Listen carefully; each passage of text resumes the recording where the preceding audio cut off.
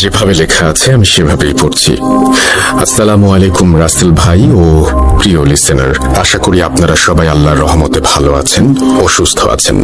আমি সিফাত, আমি বর্তমানে ভূত.com এর একজন মডারেটর হিসেবে নিযুক্ত আছি। এই চলমান করোনা পরিস্থিতির মধ্যেও অনেক কষ্টে ঘটনা কালেক্ট করে পাঠাচ্ছি শুধুমাত্র আপনাদের একটু আনন্দ দেবার জন্য। আপনাদের কাছে ঘটনা গ্রহণযোগ্য হলেই আমার কষ্ট সার্থক হবে। আমি ভূত.com নিজের পরিবার মনে করি, আর পরিবারের জন্য কিছু করতে পারাটা কতটা আনন্দের আপনারা সকলেই তা নিশ্চয়ই জানেন। আজ আমি আপনাদের সাথে যে ঘটনাটি শেয়ার করব তা ইন্ডিয়ার কোনো একটা স্থানে ঘটা ঘটনাটি আমি কালেক্ট করেছি আমার বড় ভাইয়ার এক বন্ধুর কাছ থেকে। আমার বড় ভাইয়ার নাম সাকি। ভাইয়ার বন্ধুর বোনের সাথে ঘটনাটি ঘটে। আমি ভাইয়ার বন্ধুর ভাষায় ঘটনাটি শেয়ার করছি যেন আপনাদের বুঝতে সুবিধা হয়। রাসেল ভাই, ঘটনার মাঝে ভুল ত্রুটি থাকলে দয়া করে ক্ষমা সুন্দর দৃষ্টিতে দেখবেন। আমি সরাসরি ঘটনায় চলে যাচ্ছি। ঘটনার সময়কাল আজ থেকে ৮-৯ বছর আগে। আমি তখন সবেমাত্র পড়ালেখা শেষ করে নতুন চাকরিতে জয়েন করেছি। আমার বাড়িতে ছিলেন আমার বাবা, মা আর আমার ছোট বোন লিলি, ছদ্মনাম। লিলি পড়ালেখায় ছিল এতটাই ভালো যে প্রতিটি বোর্ড এক্সামে ট্যালেন্ট পুলে বৃত্তিও পায়। তার স্কুল কলেজের সকলের কাছেই সে খুব পছন্দের একটি মেয়ে ছিল। লিলি স্কুলে থাকতেই সে তার বান্ধবীদের পড়াতে পারত। তার বান্ধবীরা প্রায় দিনই আমাদের বাসায় আসতো লিলির কাছে তাদের পড়া বুঝে নিতে। লিলির ইচ্ছা ছিল সে খুব বড় একজন ডাক্তার হবে। আমার বাবা মাও লিলিকে নিয়ে অনেক আশায় ছিলেন, কেননা লিলির মেধা কোনো সাধারণ মানুষের মতো ছিল না। লেখাপড়ায় খুব ভালো হবার পাশাপাশি খুব শান্ত স্বভাবের মেয়ে ছিল লিলি। আমার পরিবারের সকলেই তাকে অনেক বেশি আদর করত। আমার ছোট মামাও তাদের মধ্যেই একজন ছিলেন। আমার মামা লিলিকে নিজের মেয়ের মতো দেখতেন। আমার মামার বিয়ে হয়েছিল প্রায় 12-13 বছর আগে, কিন্তু ওনাদের কোনো সন্তান ছিল না। লিলিকে তাই তারা অনেক বেশি আদর করতেন। আমার মামা মামি আমাকেও আদর করতেন, কিন্তু লিলির প্রতি তাদের আদরের পরিমাণটা ছিল একটু বেশি। প্রতি ঈদেই তারা লিলির জন্য নানা রকমের উপহার পাঠাতেন। ঈদ বা কোনো উৎসব ছাড়াও তারা প্রায় সময় আমার আর লিলির জন্য অনেক কিছুই পাঠাতেন, কিন্তু লিলির জন্য স্পেশাল ভাবে আরো অনেক কিছু পাঠাতেন। আমার মামা কর্মসূত্রে ইন্ডিয়া থাকতেন, কিন্তু বর্তমানে তিনি মৃত। আমার মামার জন্য আপনারা সবাই আল্লাহর কাছে দোয়া করবেন, তিনি যেন জান্নাতবাসী হন। আমার মামা নিজের জীবনের মায়া ত্যাগ না করলে আজ হয়তো লিলি আমাদের মাঝে বেঁচে থাকতো না। লিলি খুব ভালো ছাত্রী হওয়ার কারণে আমার মামা আমার মাকে প্রস্তাব দেন লিলিকে ইন্ডিয়া নিয়ে গিয়ে লেখাপড়া করানোর। আমার মা একমাত্র মেয়েকে এত দূরে পাঠাতে কিছুতেই রাজি ছিলেন না। আমার মাকে আমি আর আমার বাবা দুজনে মিলে অনেকে বুঝিয়ে রাজি করাই, কেননা এমন সুযোগ সবার ভাগ্যে জোটে না, আর সুযোগ পেলে তা ছেড়ে দেয়া বোকামি ছাড়া আর কিছুই নয়। লিলি ইন্ডিয়া যাবার জন্য এক কথায় রাজি ছিল, কারণ দেশের বাইরে যাবার মতো সুযোগ আমার মামা ছাড়া আমার পরিবারের আর কারোরই হয়ে ওঠেনি। আমার মামা মামি আমার মাকে বলেন তারা লিলিকে নিজের মেয়ের মতো করে রাখবেন আর তার যত্নের কোনো ত্রুটি হতে দেবেন না। আমার মা মন থেকে মেনে না নিলেও তাকে সবার জন্য লিলিকে ইন্ডিয়া পাঠানোর জন্য রাজি হতে হয়। আসলে মায়ের মন সন্তানের জন্য উতলা থাকবে, এটাই তো স্বাভাবিক। লিলিকে ইন্ডিয়া পাঠানোর জন্য যাবতীয় ব্যবস্থা করা হয়, আর কয়েকদিনের মধ্যেই লিলি ইন্ডিয়ায় চলে যায়। লিলি চলে গেলে বাসাটা ফাঁকা ফাঁকা লাগতো। আমি প্রতিদিন তাকে ফোন দিয়ে তার খোঁজ নিতাম। লিলি সেখানে এক মেডিকেলে কোচিংয়ে ভর্তি হয়। এভাবে আস্তে আস্তে 1 বছর পার হয়ে যায়। লিলির মেডিকেল ভর্তি পরীক্ষাও শেষ হয়ে যায়, আর লিলি সেখানে সবার থেকে ভালো মেডিকেল কলেজে ভর্তি হবার সুযোগ পায়। কিন্তু আমার মামা যে শহরে থাকতেন, লিলির মেডিকেল কলেজটি সেই শহর থেকে 125 কিলোমিটার দূরে ছিল। তাই মামা লিলিকে সেই মেডিকেল কলেজের আশেপাশে একটি ছাত্রী হোস্টেল ঠিক করে দেন, আর প্রতি সপ্তাহে একবার করে সেখানে গিয়ে লিলিকে দেখে আসবেন বলে সেই মেডিকেল কলেজে ভর্তি করিয়ে দেন। ক্লাস শুরুর কয়েকদিন আগে লিলি সেই হোস্টেলে চলে যায়। মামা লিলিকে ট্রেনে তুলে দিয়ে বাসায় ফিরে আসেন। বাসায় এসে মামা তার কাজের ফাঁকে প্রায় প্রতি ঘন্টায় লিলিকে ফোন দিয়ে তার খোঁজ খবর নিচ্ছিলেন। লিলিও আল্লাহর রহমতে ভালোভাবেই তার গন্তব্যে পৌঁছে যায়। 10-12 দিন পর লিলি ফোন দিয়ে আমার মামাকে বলে সে একা থাকতে পারছে না আর তার নাকি খুব খারাপ লাগছে। আমার মামা সেদিনই লিলিকে নিতে সেখানে চলে যান আর লিলিকে নিয়ে বাসায় ফিরে আসেন। লিলি বলে সে কিছুদিন বাসায় থেকে তারপরে কলেজে ফিরে যাবে। এভাবে 15 দিন পার হয়ে যায়। লিলি তার মেডিকেল কলেজে ফিরে যায়। এবারে সে সেখানে গিয়ে নিজেকে কিছুটা কষ্ট হলেও মানিয়ে নিতে সক্ষম হয়। লিলি হোস্টেলের যে রুমে থাকতো সেই রুমটি ছিল ছোট একটি রুম। হোস্টেলটা খুব বেশি বড় ছিল না আর রুমগুলো ছোট ছোট ছিল জন্য সকলেই সিঙ্গেল রুম নিয়েই থাকতো। লিলির হোস্টেলের সকলেই ছিল তার কলেজের স্টুডেন্ট আর প্রায় সকলেই নতুন প্রথম বর্ষে ভর্তি হয়েছিল। হোস্টেলে যে কয়েকজন বড় আপু ছিল তারা লিলি ও তার বান্ধবীদের একটা ব্যাপারে সতর্ক করে দেয়। তারা বলে রাত 3টার পর দরজায় আওয়াজ পেলে দরজা না খুলতে আর তাদের পড়া নিয়ে কোনো সমস্যা থাকলে তারা চাইলেই আপুদের কাছে হেল্প চাইতে পারবে। দরজা খুলতে না করার কারণ জিজ্ঞাসা করলে আপুরা বলেন যা বলছি তাই করো, এর বেশি কিছু জানতে চাইবে না। সিনিয়র হিসেবে আমাদের দায়িত্ব তোমাদের জানানোর। আমরা আমাদের দায়িত্ববোধ থেকে তোমাদেরকে কথাটা বললাম, বাকিটা তোমাদের ইচ্ছা। আপুরা চলে গেলে লিলি তার আশেপাশের রুমে কয়েকজনের সাথে পরিচিত হতে থাকে। পরিচিত হয়ে আড্ডা দিতে দিতে রাত 12টা বেজে যায়। লিলি সেদিন তার রুমে ফিরে এসে ঘুমিয়ে পড়ে। পরদিন থেকে নিয়ম করে কলেজে যাওয়া, ক্লাস করা, ক্লাস থেকে ফিরে এসে বান্ধবীদের নিয়ে রান্না করা, খাওয়া, এসবের পর বাকি সময় লিলি লেখাপড়া নিয়ে ব্যস্ত থাকতো। লিলি শুরুর দিকে 15 দিনের মতো বাড়িতে থাকায় তার পড়া বুঝতে কিছুটা সমস্যা হচ্ছিল। আপুদের কাছে সাহায্য চাইবে কিনা ভাবতে ভাবতে সে প্রতিদিন রাত জেগে সেই পড়া বোঝার চেষ্টা চালিয়ে যেতে থাকে। প্রতিদিন রাত প্রায় 2:30টা পর্যন্ত সে লেখাপড়া করে ঘুমিয়ে যেত। এভাবেই তার দিনকাল ভালোই চলছিল। দেখতে দেখতে তার পরীক্ষার সময় নিকটে চলে আসে বিধায় সে রাত প্রায় 3:30টা পর্যন্ত লেখাপড়া শুরু করে। এভাবে একদিন একটা টপিক সে বোঝার চেষ্টা করতে করতে রাত প্রায় 3টা বেজে যায়। 3:15 দিকে তার দরজায় 3বার নক করে কেউ। লিলি বিরক্ত হয়ে দরজা খুলে দেখে একটি মেয়ে দাঁড়িয়ে আছে। সে নিজেকে আঁচল ছদ্মনাম বলে পরিচয় দিয়ে বলে সে 3য় বর্ষে পড়ছে লিলিদের কলেজে আর সে নাকি এই হোস্টেলেরই 14 নম্বর রুমে থাকে। জুনিয়রদের কিছু বুঝতে অসুবিধা হলে সে সবাইকে নাকি হেল্প করে।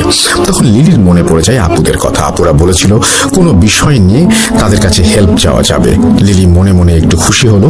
সে আঁচলকে ভেতরে এনে বসিয়ে তার কিছু পড়া বুঝতে সমস্যা হয় বলায় আঁচল তাকে সবকিছু খুব সহজে আর সুন্দরভাবে বুঝিয়ে দেয়।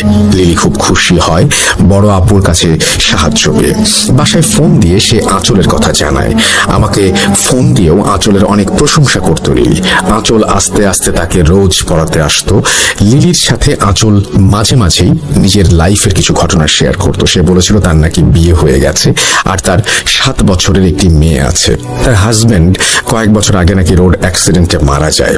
এরপর থেকে আঁচল টিউশন পড়িয়ে নিজের আর মেয়ের খরচ বহন করে। তাকে লিলি জিজ্ঞাসা করে সে এখানে তার মেয়েকে ছাড়া একা কেন আছে।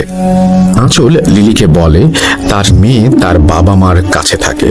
এভাবেই তারা নিজেদের সুখ দুঃখের কথা একে অপরের সাথে শেয়ার করত।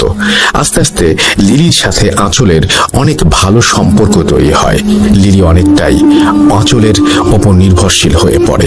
কিছুদিন পর কলেজে এক আপুর সাথে বসে লিলি কিছু পড়া বুঝে নিচ্ছিল। সে দেখে দূরে আঁচল দাঁড়িয়ে তার কিছুটা অভিমান নিয়ে তার দিকে তাকিয়ে আছে। লিলির বিষয়টা খারাপ লাগে। তখনই সেখান থেকে উঠে হোস্টেলে চলে আসে। সেদিন রাতে আঁচল আর লিলির কাছে আসেনি। লিলি ভেবেছিল আঁচল হয়তো রাগ করেছে তাই আসেনি। সে একবার আঁচলের রুমে গিয়ে তার সাথে কথা বলবে ভেবে 14 নম্বর রুমের সামনে গিয়ে দেখে রুমে তালা দেয়া। অনেক রাত হওয়ায় সে আরো কারো কাছে কিছু জিজ্ঞাসা করার সুযোগ পায়নি। পরের দিন সকালে আঁচলকে সে কলেজের ক্যান্টিনের একটি চেয়ারে বসে থাকতে দেখে তার কাছে গিয়ে গত রাতে কেন আসেনি বা কেন রুমে ছিল না সেটা জানতে চায়। আঁচল মুচকি হেসে বলে তার মেয়ের জন্মদিন, সেজন্য সে বাড়ি গিয়েছিল তাই সে আসতে পারেনি। লিলি আঁচলকে আজ আসতে বলে কেননা তার পরীক্ষার জন্য কিছু পড়া বাকি ছিল যা বুঝতে তার সমস্যা হচ্ছিল। আঁচল তাকে আসবে জানিয়ে তার ক্লাসে দেরি হয়ে যাচ্ছে বলে ক্লাসে চলে যায়। লিলিও ক্লাসে যাবার জন্য চেয়ার থেকে উঠে দাঁড়াতে আসতেই দেখে তার কয়েকজন বান্ধবী তার কাছ থেকে কিছুটা পেছনে দাঁড়িয়ে আছে। লিলিকে তারা মজা করে বলতে থাকে সে কার সাথে কথা বলছিল। লিলি উত্তরে বলে সে আঁচল আপুর সাথে কথা বলছিল।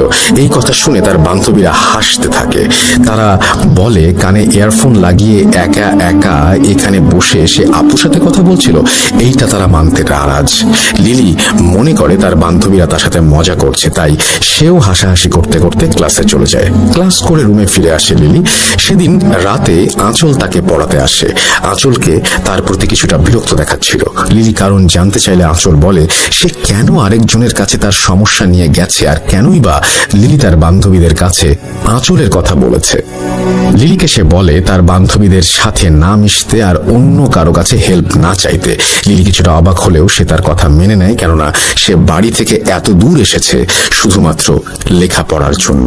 লিলি আরো খেয়াল করতে থাকে আঁচল যখনই তার রুমে আসতো তখনই রুমের তাপমাত্রা কমে যেত আর খুব হালকা একটা বাজে গন্ধ তার নাকে ভেসে আসতো। সে আঁচলকে জিজ্ঞাসা করলে আঁচল বলতো সে কোনো গন্ধই পাচ্ছে না।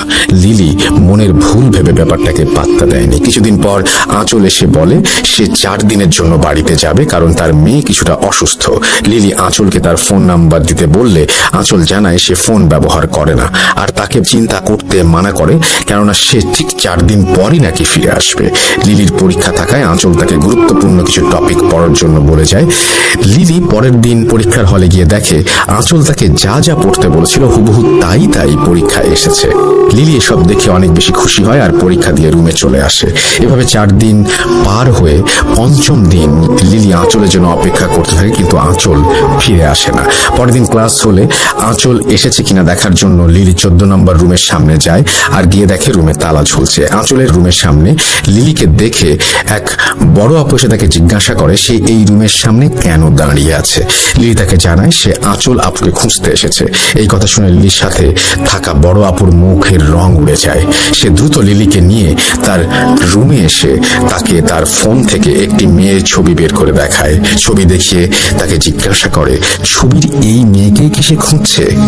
লিলি ছবি দেখে ছবির মেয়েটিকে চিনতে পারে, কেননা ছবিটি ছিল আঁচলের। লিলির সাথে থাকা আপু তখন আরেক আপুকে ফোন দিয়ে এনে লিলিকে জিজ্ঞাসা করে কখনো কি রাত 3টার পর লিলির দরজার সামনে এসে কেউ নক করেছিল কিনা। লিলি সম্মতি দিলে তারা লিলিকে আতঙ্ক নিয়ে জিজ্ঞাসা করে সে রুমের দরজা খুলেছে কিনা। লিলি পুনরায় সম্মতি দিলে দুজন আপু ভয়ে একে অপরের দিকে তাকিয়ে থাকে। কি হচ্ছে বুঝতে না পেরে লিলি আতঙ্কিত হয়ে বলে আপনারা আমাকে এসব জিজ্ঞাসা করছেন কেন, কি হয়েছে আমাকে বলুন, চিন্তায় আমার গলা শুকিয়ে যাচ্ছে, প্লিজ আর আমাকে আধারে রাখবেন না, বলুন কি হয়েছে। দুজন আপুর মধ্যে একজন লিলিকে পানি খেতে দিয়ে তার পাশে বসে আর বলে যা বলছি তা শুনে তোমার বিশ্বাস নাও হতে পারে, কিন্তু যা বলছি তার সবকিছুই সত্য। 14 নম্বর রুম প্রায় 2 বছর যাবৎ বন্ধ। এই রুমে অনেক বছর আগে এক আপুর রহস্যজনক মৃত্যু হয়। এরপর অনেক দিন এই রুম বন্ধ ছিল। কয়েক বছর পর এক আপু আসেন যার নাম ছিল আঁচল। আপু 3য় বর্ষে পড়ার সময় এই রুমে আসেন। আপু যখন 3য় বর্ষে পড়তেন আমরা তখন 1ম বর্ষে কেবল ভর্তি হয়েছিলাম। আপু খুব ভালো মানুষ ছিলেন। তিনি টিউশন করাতেন আর মাঝে মাঝে আমাদের রাতে পড়াতেন, কিন্তু কয়েকদিন পর হঠাৎ কোনো এক কারণ ছাড়াই তিনি সুইসাইড করেন। এরপর থেকে নতুন কেউ এই হোস্টেলে এলে রাত 3টার পর অনেকেই দরজায় নক শুনতে পেত। নক শুনতে পেয়ে এই হোস্টেলের 2 জন দরজা খুলে দেখে এক আপু তার দরজার সামনে দাঁড়িয়ে আছে আর কোনো সাহায্য লাগলে তাকে জানাতে বলে। যে 2 জন দরজা খুলেছে তাদের কেউ আর বেঁচে নেই। সেজন্যই তোমাদের মানা করেছিলাম রাত 3টার পরে দরজা না খুলতে। হোস্টেল কর্তৃপক্ষ নিষেধ থাকায় আমরা তোমাদের এসব জানাইনি, কিন্তু সাবধান করেছিলাম তোমাদেরকে। তুমি যত দ্রুত সম্ভব বাসায় চলে যাও, এখানে থাকলে কি হবে আমরা কিছু বলতে পারছি না। এই কথা শুনে লিলির পায়ের নিচ থেকে মাটি সরে যায়। চোখের সামনে যেন নেমে আসে অমাবস্যার কালো অন্ধকার, তার জীবনের আলোকে গ্রাস করে নিচ্ছে সেই আধার। লিলি ভয়ে সেখান থেকে রুমে এসে তার মামাকে ফোন দিয়ে এসব জানায়। লিলি যখন মামাকে ফোন দেয় তখন বিকেল 5টার একটু বেশি বেজেছিল। মামা লিলিকে ভয় না পেয়ে সব গুছিয়ে নিতে বলেন আর বলেন তিনি দ্রুত এসে লিলিকে নিয়ে যাবেন। লিলি প্রচন্ড ভয়ে তার জিনিসপত্র গুছাতে থাকে। কিছুক্ষণ পর মাগরিবের সময় হয়ে যায়, নেমে আসে কালো অন্ধকার। লিলি সব গুছাতে গুছাতে হঠাৎ তার দরজায় নক আসে। সে দরজার ছোট অংশ দিয়ে তাকিয়ে দেখে আঁচল দাঁড়িয়ে আছে। দরজার সামনে। লিলি প্রচন্ড ভয়ে একরকম বোবা হয়ে যায় আর অনেক চেষ্টা করেও কোনো আওয়াজ করতে পারছিল না। এমন সময় তার রুমের লাইট নিভে যায়। সে ভয়ে রুমের এক কোণায় জড়সড় হয়ে বসে আল্লাহকে ডাকছিল। এমন সময় সে শুনতে পায় তার কানের কাছে এসে কেউ ফিসফিস করে বলছে, কি হলো, আজ পড়বে না? আমি তোমাকে পড়াতে এসেছি। লিলি এইসব নিতে না পেরে এক সময় সেন্সলেস হয়ে যায়। তার জ্ঞান ফিরলে সে দেখে তার রুমে কোনো আলো নেই।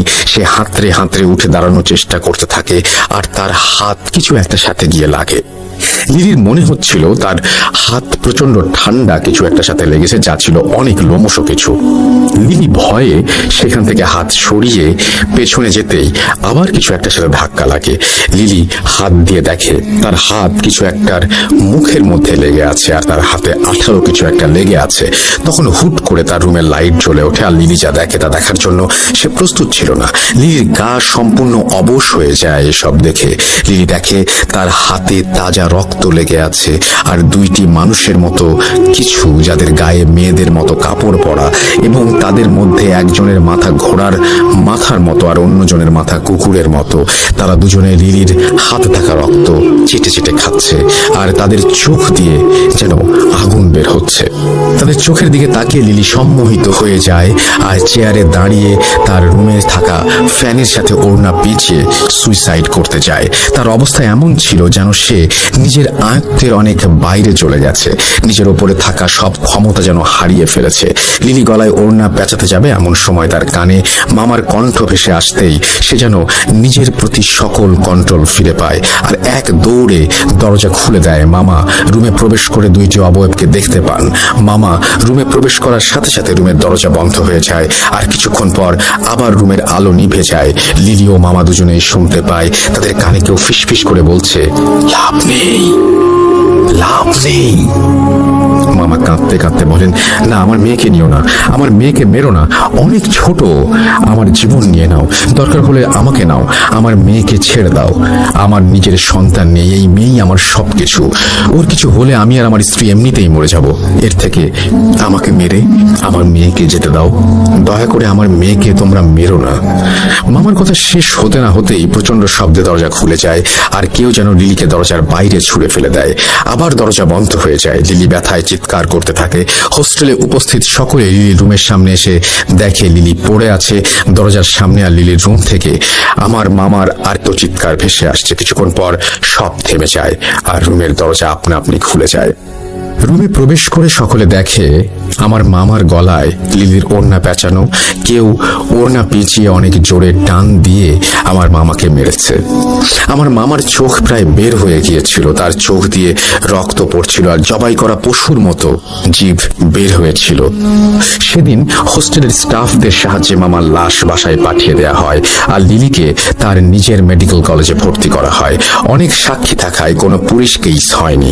পুলিশ এসে সবার কাছ থেকে স্টেটমেন্ট নিয়ে চলে যায়। কিছুটা সুস্থ হলে লিলি বাংলাদেশে ফিরে আসে। আমার মামি বর্তমানে আমাদের সাথে থাকেন। লিলি তার বাকি পড়াশোনা বাংলাদেশেই শেষ করে আর ডাক্তারি পাশ করে বর্তমানে অস্ট্রেলিয়ায় তার স্বামী সন্তান নিয়ে আছে, কিন্তু সেই ঘটনা সে আজও ভুলতে পারেনি। এখনো মাঝে মাঝে আমার মামাকে স্বপ্নে সেদিনের অবস্থায় দেখে সে চিৎকার দিয়ে ওঠে। আমি ও আমার পরিবার আমার মামার প্রতি চরম কৃতজ্ঞ, কেননা আমার আদরের ছোট বোন আমার মামার জন্যই আজ পৃথিবীর আলো বাতাস উপভোগ করছে।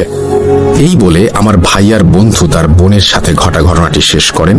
ঘটনাটি বাস্তব জীবনে ঘটে যাওয়া একটি ঘটনা। ঘটনাটি লিসেনারদের কাছে কেমন লেগেছে জানাবেন, আমি জানি না, কিন্তু যার সাথে ঘটনা ঘটছে তার জায়গায় নিজেকে একবার রেখেই দেখুন কেমন লাগে। রাসেল ভাই, এই ছিল আমার ঘটনা। সবশেষে লিসেনারদের কাছে আমার একটাই অনুরোধ, আর তা হলো দয়া করে সবাই স্বাস্থ্যবিধি মেনে চলুন। আমরা এই পৃথিবীকে আর মৃত্যুপুরী হিসেবে দেখতে চাই না, আমরা আবার আমাদের আগের পৃথিবী ফিরে পেতে চাই। অনেক ধন্যবাদ কষ্ট করে ইমেলটি পড়ার জন্য। আমি সিফাত আবারও ফিরে আসবো নতুন কোনো ঘটনা নিয়ে আপনাদের কাছে। আসসালামু আলাইকুম রাসেল ভাই ও প্রিয় লিসেনার। আচ্ছা, আমি সেভাবেই পড়ছি। আসসালামু আলাইকুম রাসেল ভাই ও প্রিয় শ্রোতা বন্ধুরা। কেমন আছেন সবাই? আশা করি ভালো আছেন। আমি মোহাম্মদ সাবিত আলম বলছি ময়মনসিংহ থেকে। আমি শুরুতেই রাসেল ভাইকে অসংখ্য ধন্যবাদ দিতে চাই। এপিসোড 77, 78, 79-তে আমার 3টি ঘটনা পড়ে শোনাবার জন্য। এত ইন্সপিরেশন পেলে আসলে ঘটনা কালেক্ট করার ইচ্ছা অনেক বেড়ে যায়। যাই হোক, রাসেল ভাই, ফিরে আসি আজকের ঘটনা কালেক্ট করার কথায়। আমার মনে আছে আমি এপিসোড 77-এ একজন খ্রিস্টান ফাদারের এক্সোরসিজমের ঘটনা শেয়ার করেছিলাম। আমার ঘটনাটি আমার কাছের কয়েকজন মানুষ পছন্দ করে আমাকে বলেছিল আমি যেন এরকম ঘটনা আরো শেয়ার করি। আসলে খ্রিস্টান ফাদারদের ঘটনা বাংলাদেশে তেমন একটা শোনা যায় না, তাই কোথা থেকে কালেক্ট করব ভাবতে ভাবতে বেরিয়ে পড়লাম ঘটনা কালেক্ট করার জন্য। কিন্তু হতাশ হয়ে ফিরি। শহরের চার্চ আর কয়েকটি বাইরের চার্চে গিয়েও কিছু পাইনি। হয়তো ওনারা বলতে চান না, তাই এড়িয়ে যান আমার কথায়। কিন্তু কে জানতো ঘটনা আমার চোখের সামনেই ছিল। কেন বলছি শুনুন তবে। আজকের ঘটনাটি শুনি আমার এক বন্ধুর কাছে। ওর নাম, আমি ছদ্মনাম হিসেবে সাইমন বলছি। আমি ঘটনা খুঁজতে খুঁজতে ক্লান্ত হয়ে একদিন আমাদের গ্রুপ চ্যাটে মেসেজিং করছিলাম। তখন হঠাৎ করে সাইমনের আইডি আমার চোখে পড়তে ওকে মেসেজ করি এবং বলি যে ওর কাছে কোনো ঘটনা আছে কিনা, কারণ সেও একজন খ্রিস্টান। ও বলে 10 মিনিট পর আমাকে কল করবে। কিছুক্ষণ পর সে আমাকে কল করে বলল যে তার কাছে তার গ্র্যান্ডফাদার অর্থাৎ তার দাদুর একটা ঘটনা রয়েছে যা ঘটেছিল 60-এর দশকে। তার দাদা এখন বেঁচে নেই, কিন্তু সাইমন আমাকে বলেছে তার দাদা জীবদ্দশায় এমন অনেক ঘটনা বহুবার তার নাতি নাতনিদের বলেছিলেন। আমি তৎক্ষণাৎ সাইমনকে দেখা করতে বলি। সাইমন রাজি হয়ে যায়। সে আগামীকাল অর্থাৎ 2 আগস্ট সন্ধ্যায় আমার সাথে দেখা করবে বলে জানায়। সেদিন রাতে উত্তেজনায় বসে আমার কিছু ভালো লাগছিল না। ভোরের আজান হবার পর আমি ঘুমিয়ে যাই। বিকেলবেলা ঘুম থেকে উঠে আমি খাওয়া দাওয়া শেষ করে অপেক্ষা করতে থাকি। সন্ধ্যার আগে আগেই বাসা থেকে বেরিয়ে টিউশনিতে গিয়ে ছাত্রদের পড়া শেষ করে সাইমনের সাথে দেখা করবো ভেবেছিলাম। কিন্তু সেদিন আমার এতটাই এক্সাইটমেন্ট কাজ করছিল যে আমি আর বেশি সময় পড়াতে পারিনি। মাগরিবের আজানের পর আমি সাইমনকে কল করি। সে আমাকে বলে সে থানার ঘাট আসবে আর তার নাকি 30 মিনিট সময় লাগবে। থানার ঘাট আমার টিউশন এরিয়া থেকে বেশ দূরে না হওয়ায় আমি খুশি হলাম আর হেঁটে হেঁটে চলে গেলাম সেখানে। থানার ঘাটে পৌঁছে আমি আমার পরিচিত চায়ের দোকান থেকে চা বানিয়ে নিয়ে নদীর পাড়ে একটা সিঁড়িতে বসে চা খাচ্ছিলাম। যেহেতু লকডাউন, তাই শহরের ভেতর দেখা করা যায়নি। কিছুটা নিরিবিলি হওয়ায় থানার ঘাট আমার বেশ ভালো চয়েস বলে মনে হলো। এদিকে মানুষও কিছুটা কম থাকায় ঘটনা শুনতে বেশ সমস্যা হবে ভেবে আমি খুশি হচ্ছিলাম। আমি বসে আছি 10 মিনিট। হঠাৎ আমার ফোনে কল এলো সাইমনের এবং সে বলল সে চলে এসেছে। আমার লোকেশন থেকে কয়েক কদম দূরে থাকায় আমি ওকে সামনে এগোতে বললাম। দোকানে এসে ওর জন্য চা নিয়ে বসলাম। সাইমন এলো, কুশল বিনিময় করে চা খেতে দিলাম আর জিজ্ঞাসা করলাম ওর দাদার ঘটনা কি। ওকে এও বলি যে আমি ভূত.com-এ ঘটনাটি শেয়ার করব, তার অনুমতি আছে কিনা। সে তখন আমাকে একটাই শর্ত দিল যে তার নাম, তার জায়গা গোপন রেখে আমি যদি শেয়ার করতে পারি তবেই সে আমাকে ঘটনাটি বলবে। আমি রাজি হয়ে যাই আর ওকে শুরু করতে বলি ওর দাদুর ঘটনাটি। সাইমন চা খেতে খেতে ঘটনাটি বলেছিল ওর দাদুর ভাষায়।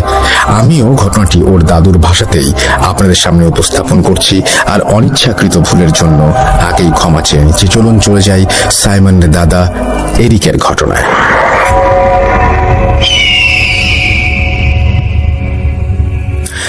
আমার নাম এরিক।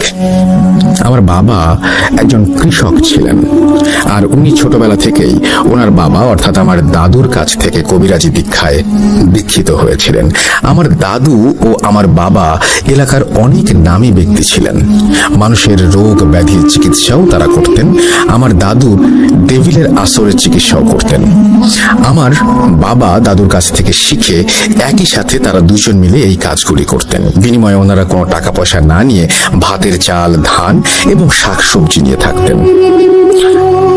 গ্রামের মানুষও তাদের উপর বেশ খুশি ছিল। একদিন গ্রামে এক ভিনদেশী লোকের আগমন ঘটে, একজন শয়তানের পূজারী। সে আমাদের এলাকার চার্চ থেকে কিছুটা দূরে তার আস্তানা করে বসে। কবিরাজ গ্রামে এলে তাকে সেখান থেকে তাড়ানোর মতো সাহস কারো ছিল না, কারণ তার নাকি কিছু অলৌকিক ক্ষমতা রয়েছে। সে মানুষের ইচ্ছা নাকি পূরণ করে দিতে পারত, আর সে যার ইচ্ছা পূরণ করতো তাকে নাকি খুব বড় কিছু বা খুব কঠিন কিছু দিয়ে সেই ইচ্ছের দাম চুকাতে হতো।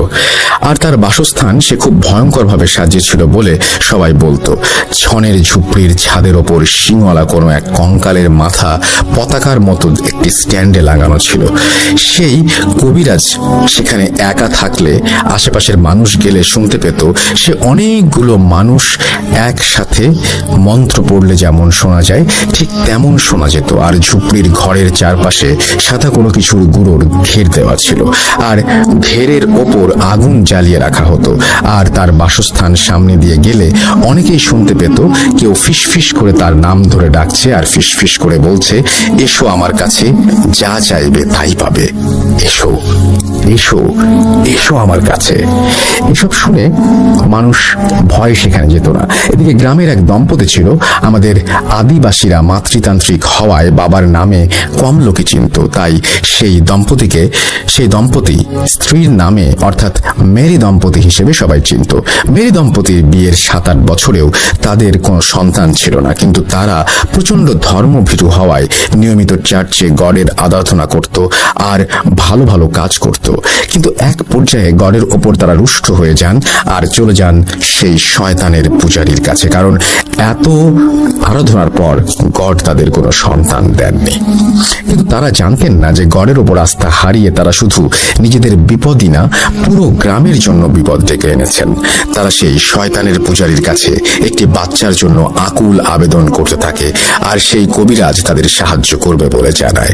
কিন্তু এর জন্য তাকে খুব বড় একটি কঠিন কিছু করতে হবে সেটা জানায়। সন্তান প্রাপ্তির প্রবল ইচ্ছায় তারা কি দিতে হবে না ভেবে কবিরাজের কথায় রাজি হয়ে যায়। কবিরাজ তাদের 1 মাস পরে চন্দ্রগ্রহণের সন্ধ্যায় আসতে বলে, আর কিছু জিনিসের কথা বলে যা তাদের জোগাড় করে আনতে বলা হয়। সেগুলো ছিল সদ্য জবাই করা মহিষের মাথা, কেরোসিন তেল, ভেড়ার লোমের সলতে আর একটা সম্পূর্ণ সাদা ছাগলের বাচ্চা যার বয়স 5 মাসের বেশি হওয়া যাবে না। মীর দম্পতি সব জোগাড় যন্ত্র করে চন্দ্রগ্রহণের সন্ধ্যায় সেই কবিরাজের কাছে যায়। কবিরাজ তাদের একটি গোল বৃত্তে বসতে বলে।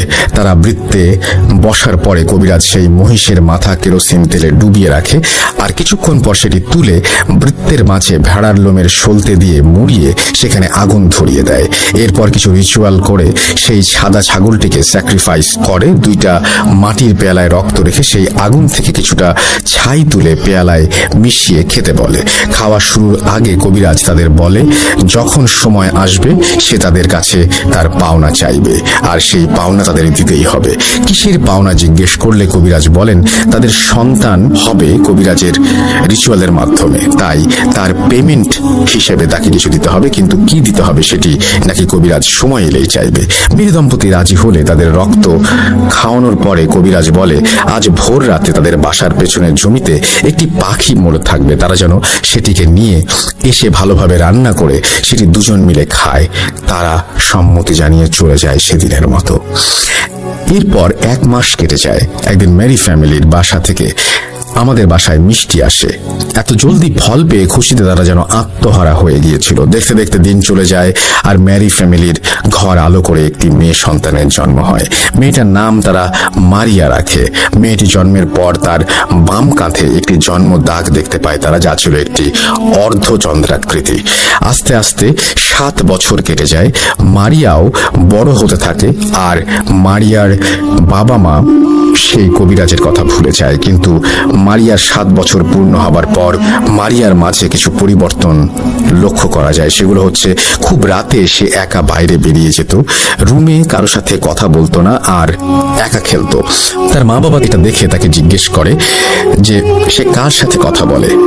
মারিয়া নাকি তখন খুব ভায়োলেন্ট হয়ে যেত আর চিৎকার করে ঘরের জিনিসপত্র ভাঙচুর করত।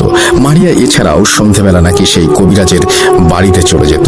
মারিয়ার ভেতর কোনো সমস্যা আছে এই ভেবে মারিয়ার মা বাবা তাকে সেই কবিরাজের কাছে নিয়ে যায়, আর কবিরাজ তাদের যা বলে সেটি শুনে মেরি দম্পতির হুঁশ উড়ে গিয়েছিল।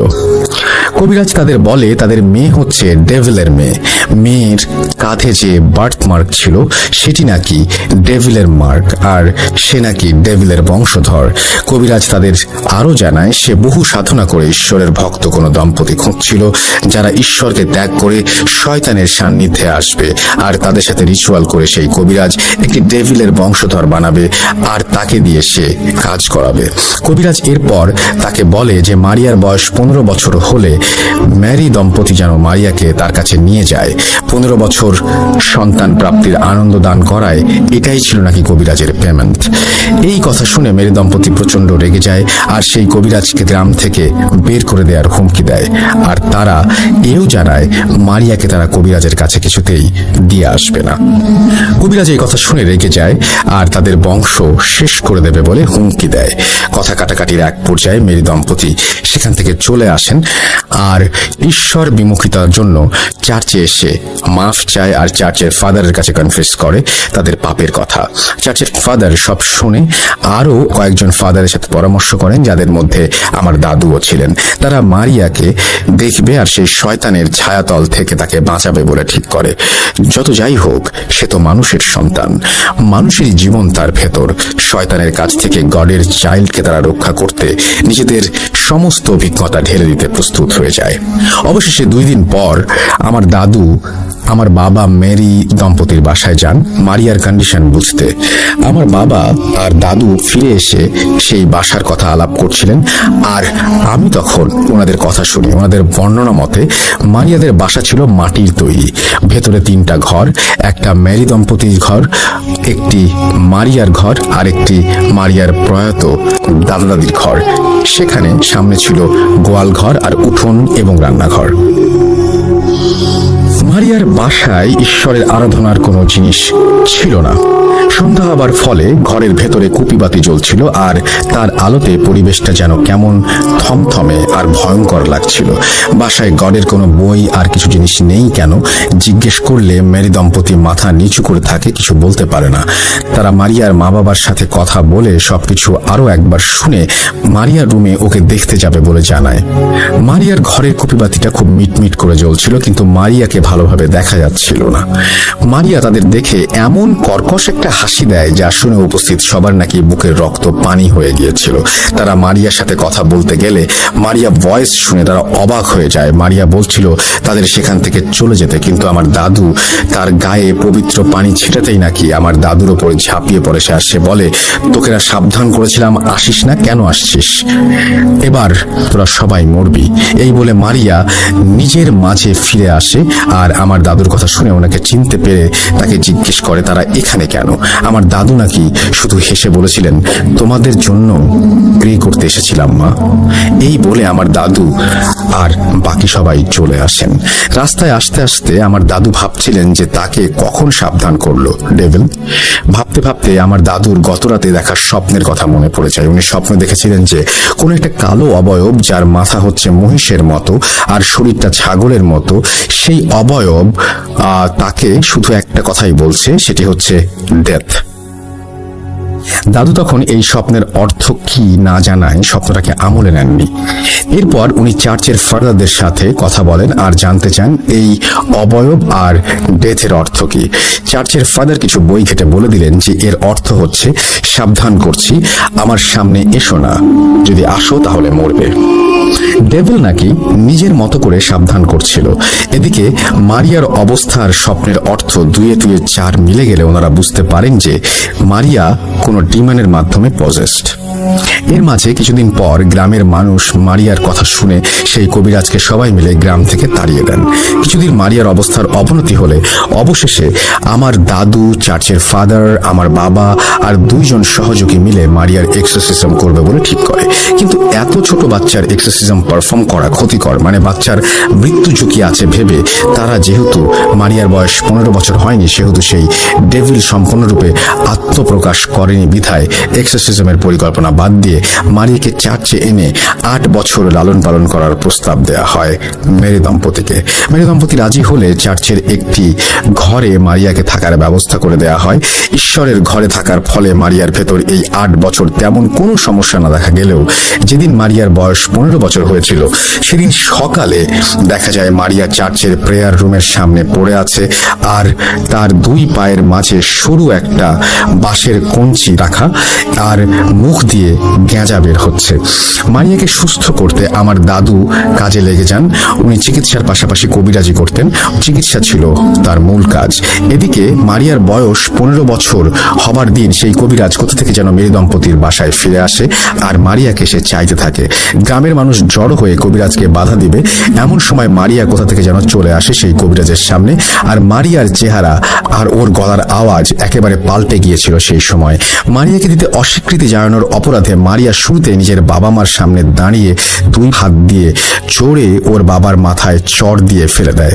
মারিয়ার বাবার কান আর নাক দিয়ে প্রচন্ড রক্ত বের হচ্ছিল, আর তা দেখে মারিয়ার মা অজ্ঞান হয়ে যান। এদিকে গ্রামবাসী ক্ষুব্ধ হয়ে কবিরাজকে গণপিটুনি দিতে গেলে কবিরাজ কোনোভাবে পালিয়ে বেঁচে যায়। কিছুদিন পর চার্চের ফাদার এসে মারিয়াকে কয়েকজনের সাহায্যে রুমে নিয়ে গিয়ে বেঁধে ফেলে, আর আমার দাদুকে বাসায় ডাকতে আসেন। এদিকে আমার দাদুর অবস্থা ছিল অনেকটা খারাপ। মারিয়ার চিকিৎসা করার সময় আমার দাদু অজ্ঞান হয়ে গিয়েছিল, কিন্তু কেন সেটি আমি কখনো তার কাছ থেকে শুনিনি, বা আমার দাদুও আমার কাছে কোনোদিন সেটা বলেনি। এরপর আমার বাবা, আমার দাদু আর চার্চের ফাদার মিলে শুরু করতে চান মারিয়ার এক্সোরসিজম। মারিয়াকে তার ঘরে 4-5 জন পুরুষ মিলে ধরে রেখেছিল, কিন্তু কিছুতেই তাকে কন্ট্রোল করা যাচ্ছিল না। অবশেষে আমার দাদু আর ফাদার মিলে বিছানার চারপাশে ঘের দিয়ে সেই ঘেরের ভেতর একটু শাবল মাটিতে পুঁতে দেন, আর মারিয়া একেবারে চুপ হয়ে যায়। আমার দাদু বলেছিলেন এভাবে নাকি কোনো শয়তানকে বশ করা যায়। তখন মারিয়াকে জিজ্ঞেস করা হয় সে কেন মারিয়াকে ধরেছে। এই কথা শুনে মারিয়া কথা বলতে শুরু করে। মারিয়ার গলায় শয়তানটি বলছিল তার নাম হচ্ছে নারুস। নারুস নাকি মারিয়ার ভাই। এই কথা শুনে উপস্থিত সবাই অবাক হয়ে যায়, আর এর মানে জিজ্ঞাসা করে। মারিয়া বলতে থাকে কবিরাজের দেয়া রক্ত আর জমিতে পড়ে থাকা পাখির মাংস খেয়ে তারা নাকি নারুসকে আহ্বান করে, কিন্তু ততদিনে মেরি দম্পতি অলরেডি নাকি প্রেগনেন্ট ছিল মারিয়ার সাথে, তাই নারুস নাকি জন্ম নিতে পারেনি, কিন্তু যমজ হিসেবে মারিয়ার সাথে একই শরীরে বসবাস করতে শুরু করে। এই কথা শুনে সবাই ভয় পেয়ে যায়, আর আমার দাদু বাইবেল হাতে ভার্স পড়া শুরু করেন। উনি বারবার মারিয়ার সামনে ক্রস আঁকছিলেন, আর নিজের গলায় থাকা ক্রস মারিয়ার শরীরে লাগাচ্ছিলেন, আর মারিয়া আর্তচিৎকারে ভেসে যাচ্ছিল এলাকা। হঠাৎ প্রবল বৃষ্টি শুরু হয়, আর ঘরের কুপিবাতি বাতাসের ঝটকায় নিভিনুভু হয়ে পড়ে। এরপর একজন গিয়ে সেই বাতির পাশে হাত দিয়ে সেটিকে জ্বলতে সহায়তা করে। সম্পূর্ণ এলাকাটাতে যেন হাজার হাজার কণ্ঠ ফিস ফিস করে বলছে, গড এখানে নেই, গড এখানে নেই। এরপর চার্চের ফাদার আর আমার দাদু 2 জন মিলে আমার বাবা আর সবার সাহায্যে মারিয়াকে চার্চের ভেতরে নিয়ে আসার পরিকল্পনা করেন। যথারীতি মারিয়াকে চার্চে আনা হয়, আর আনতে গিয়ে আমার দাদুর 1 পায়ের মাঝে বাঁশের ছোট কঞ্চি ঢুকে যায় এবং তিনি আহত হন, কিন্তু উনি হাল ছেড়ে দেননি। চার্চে এনে মারিয়ার এক্সোরসিজম করা হয়, কিন্তু কয়েক ঘন্টা চেষ্টা করেও তাকে সুস্থ করা যায়নি। মারিয়াকে চার্চের প্রেয়ার ঘরে রাখা চেয়ারে বেঁধে তাকে গডের নামে চলে যেতে বলা হয়, কিন্তু সে যাবে না বলে জানায়। অবশেষে সবাই মিলে বাইবেলের ভার্স পড়ে মারিয়াকে মাঝখানে রেখে বৃত্তাকার ভাবে দাঁড়িয়ে অনেক রকম কাজ করার পরে এক সময় নারুস কিছুটা দুর্বল হয়ে পড়ে। আরেকটু পর মারিয়ার আওয়াজ শোনা যায়। সবাই ভাবে মারিয়া হয়তো সুস্থ হয়ে গেছে। আমার দাদু তার হাতে একটি তাবিজ বেঁধে মারিয়ার ফাদারকে বলেন, এই তাবিজ যেদিন হাত থেকে খুলবে সেদিন আর কিছুই করার থাকবে না। এরপর মারিয়াকে চেয়ার থেকে খুলে বাসায় নিয়ে আসতে গেলে মারিয়া সবাইকে ধাক্কা দিয়ে ছিটকে ফেলে দেয়, আর কোথায় যেন চলে যায়, আর সবার কানে বাজে ভাবে হাসার আওয়াজ শোনা যায়, কিন্তু হাসির আওয়াজটা কোথা থেকে আসছে সেটা কেউ বুঝতে পারছিল না। হঠাৎ আমার দাদুর পা কিছু একটাতে জড়িয়ে ধরে এবং কেটে যাওয়া অংশটা নখে নখের আঁচড় দিয়ে কামড় বসিয়ে দিয়ে মাংস চিড়ে খেতে শুরু করে। আমার দাদু চিৎকার দেয় এবং সবাই মারিয়াকে ধরে আবার চেয়ারে বসাতে গেলে মারিয়া সবাইকে ধাক্কা দিয়ে ফেলে কোথায় যেন চলে যায়। এরপর থেকে মারিয়াকে আর কোনোদিন গ্রামে দেখা যায়নি। এরপর আমার দাদু আমার বাবাকে বলেন হাত চালান দিতে। হাত চালান কি সেটা একটু বলি। দোয়া ও কিছু নির্দিষ্ট কাজের মাধ্যমে মাটিতে হাত দিয়ে ব্ল্যাক ম্যাজিকের কোনো একটা ইনস্ট্রুমেন্ট খুঁজে বের করা, অর্থাৎ কোনো কিছু একটা পড়ে মন্ত্র পড়ে এটা করা। কারণ যদি হাত চালানে মারিয়াকে পাওয়া যায়, আমার বাবা হাত চালান দিয়ে চার্চ থেকে একটু দূরে একটা জায়গায় অজ্ঞান হয়ে যায়। সেই জায়গা খুঁড়ে একটি মরা পাখি পাওয়া যায়। এরপর সেটিকে চার্চে এনে আগুনে পুড়িয়ে ফেলা হয়, কিন্তু মারিয়াকে আর কখনো খুঁজে পাওয়া যায়নি। লোকমুখে শোনা যায় যে কালো ঘোমটা দিয়ে মারিয়াকে মাঝে মাঝে নাকি গ্রামে দেখা যেত, কিন্তু সেটি মারিয়াই কিনা সে বিষয়ে কেউ সার্টেনলি কিছু বলেনি। মারিয়ার বাবা মারিয়া ওইভাবে মরে যাবার পর থেকে পাগল হয়ে যায় আর রাস্তায় রাস্তায় ঘুরে বেড়াতেননি। মারিয়ার মা সবকিছু নিজ চোখে দেখে পাথর হয়ে গিয়েছিলেন। মানুষের বাসায় ভিক্ষা করে খেতেন, কিন্তু কখনো ভিক্ষার জন্য উনি কারো কাছে কিছু চাইতেন না, চুপ করে থাকতেন। আর আমার দাদুর পায়ের অংশে মারিয়ার কামড়ের পর সেই অংশ পৌঁছে গিয়ে 1 মাসের মাঝে আমার দাদুও মারা যান। ডেভিল আমার দাদুকে স্বপ্নে সাবধান করেছিল, কিন্তু দাদু বুঝেননি, তাই আজ উনি আমাদের মাঝে নেই। ডেভিল তার ওয়ার্নিং পূরণ করে দেখিয়েছিল। সাইমন তার দাদু এরিকের মুখে তার দাদু অর্থাৎ এরিকের দাদুর ঘটনা শুনে নাকি এরিক দাদুকে জিজ্ঞাসা করেছিল যে সে কবিরাজি করে কিনা, কারণ সাইমন ছোটবেলা থেকেই শহরে বড় হয়েছে আর গ্রামে বেশি একটা থাকেনি, তাই তার জানা ছিল না। সাইমনের কথা শুনে তার দাদু এরিক হেসেছিল, কিন্তু কিছু নাকি বলেনি।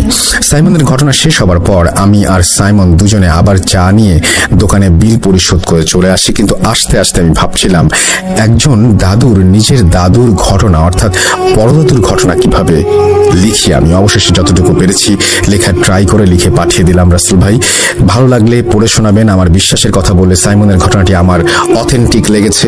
আর আসসালামু আলাইকুম প্রিয় লিসেনার, আশা করি আপনারা সবাই অনেক ভালো আছেন। আজকেও আমি আপনাদের মাঝে ছোট্ট একটি ভয়ানক ঘটনা নিয়ে উপস্থিত হলাম। ঘটনাটির নাম হচ্ছে আত্মার খেলা। তো চলুন শুরু করা যাক। বাড়িতে কেউ আছেন? ডাক শুনে যথারীতি ঘর থেকে বের হলাম। বাইরে দেখি একজন মধ্যবয়স্ক লোক, বয়স 20 থেকে 30 হবে। আমি বললাম, কেন ডাকছেন? কাকে চাই? এ বাড়িতে হৃদয় কার নাম? তার সাথে দরকার ছিল। আমি হৃদয়, আপনি কে? আসলে আমার নাম আরিজুল, সকলেই রূপম বলে ডাকে। তো আমাকে কেন ডাকছেন? একমাত্র আপনিই নাকি কাজটা করতে পারবেন, এমনটাই এলাকার লোকে বলল। তাদের কাছ থেকেই আপনার ঠিকানা নেওয়া। তো কাজটা কি শুনি? আমাদের এলাকায় একটা অশরীরী উদ্ভব দেখা দিয়েছে। অনেকেই নাকি তার হাতে মারা গিয়েছে। যারা মরেছে তাদের লাশ পাওয়া যায়নি।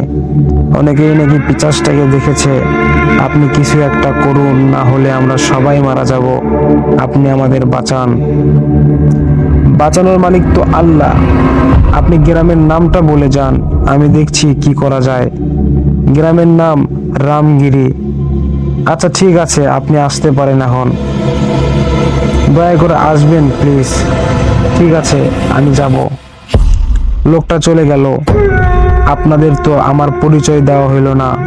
তো আমার নাম তো শুনলেন, তারপরেও বলি, আমার নাম ডাকে বলি ইসলাম হৃদয়। সকলে হৃদয় নামেই জানে আমাকে। একাই থাকি, রিস্কা চালাই। রহস্যভেদের একটা ইচ্ছা আমাকে গোয়েন্দা করে তুলেছে, সাথে তান্ত্রিকও। কিন্তু বড় মাপের কিছুই হতে পারিনি আমি। আমার গ্রামের নামটা রামটেপা। রামগিরি 2 গ্রামে পরেই। আমার মনের মধ্যে একটা অজানা আনন্দ কাজ করছে। হয়তো নতুন কোনো রহস্য ভেদ করতে পারবো আমি। তাই সারা রাত ব্যাগপত্র গোছাইতেই লাগলাম। অনেক কিছু প্রয়োজন হয় এসব কাজে। আমার সাথে একটা বেস্ট ফ্রেন্ড রিঙ্কু আর আরাফাত আছে। ওরা বড় লোকের ছেলে বটে, কিন্তু কথাই বলে না। বন্ধুত্ব সবার সাথেই হতে পারে। গল্পে ফেরা যাক। 3 জনে আমরা রিস্কা নিয়ে রওনা হলাম রামগিরি গ্রামে পৌঁছালাম। একটু সন্দেহজনক কিছু নজরে এলো। তাকিরের কথায় তা নিয়ে মাথায় ঘামালাম না, মনোযোগ দিয়ে গ্রামটা দেখতে গেলাম। অপরূপ সৌন্দর্য গ্রামটা মন কেড়ে নিয়েছে, কিন্তু গ্রামে কারো মুখে হাসি নেই। সবাই মন মরা, মনে হয় কারো শান্তি নেই মনে। কথা থেকে রূপম নামের ছেলেটা এসে হাজির হলো, বুঝতেই পারলাম না। আপনি এসেছেন? তাহলে আর চিন্তা নেই, আপনারা আমার সাথে আসুন। ঠিক আছে, চলুন। আচ্ছা রূপম বাবু, এখানে সবাই মনমরা হয়ে আছে কেন? রূপম কিছুটা থমকে থেকে বলল, আমাদের গ্রামটা অনেক সুন্দর। দাদামশাইয়ের হুকুম চলতো এই গ্রামে। একসময় দাদামশাই মারা গেলেন, আর গ্রামে ঝগড়া বিবাদ বেড়ে গেল। মানুষ মানুষকে মারতে লাগলো, তখন থেকেই এই অবস্থা। আর তার ভিতর আবার এই অশরীর। বুঝলাম। আচ্ছা রূপম, ওই লোকগুলো কি করেছে? কিছু লোক দেখিয়ে বললাম। তারা যেন কি কাটছে বা ভাঙছে বলতে পারবো না, তবে এরা প্রতিদিন এই জায়গায় এই একই কাজই করে। কি এমন কাজ করে আরাফাত শোন? বল। ওই লোকগুলোর উপর নজর রাখবি। তারা কে, কি করে প্রতিদিন, কোথায় যায় আর কোথায় থাকে, বুঝলি? ঠিক আছে। আচ্ছা রূপম, কেউ কি কখনো আত্মার দেখা পেয়েছে? গ্রামে দুইজন দাবি করে তারা দেখেছে, কিন্তু দুইজনের বর্ণনা একটুও মেলে না। এসে গেছি, এটাই আপনাদের ঘর। আমি এখানে আসি, একটু পর দাসী এসে খাবার দিয়ে যাবে। ধন্যবাদ। রূপম চলে গেল। আমাদের ঘরটা একটু নির্জন জায়গায় মনে হয়। এক প্রকার সুবিধাই হলো, কাজে কেউ ব্যাঘাত ঘটাতে পারবে না। রিঙ্কু আর আরাফাতকে ডাকছে এবং তাদেরকে ডেকে কাছে আনলাম। আরাফাত, তোকে যা বলেছি তাই করবি, কালকের মধ্যেই আমার সংবাদ চাই। আর রিঙ্কু? থামলি কেন, বল। আমি কি করব? তুই এখন যাবি, এই গ্রামের কোথায় কি আছে তার খবর আনবি। সন্দেহজনক কিছু নজরে আসলে আমাকে ফোন করে জানাবি। আর আমি যাব তোদের কাছে। যারা আত্মাটাকে দেখেছে তাদের কাছে আমি যাব, এবং কিভাবে দেখেছে দাবি করেছে আমাকে রহস্যভেদ করতেই হবে। ঠিক আছে, যথারীতি খবর পাবেন, দুজন একসাথে। তারপর তিনজনেই বেরিয়ে পড়লাম। এভাবে 1 ঘন্টা কেটে গেল।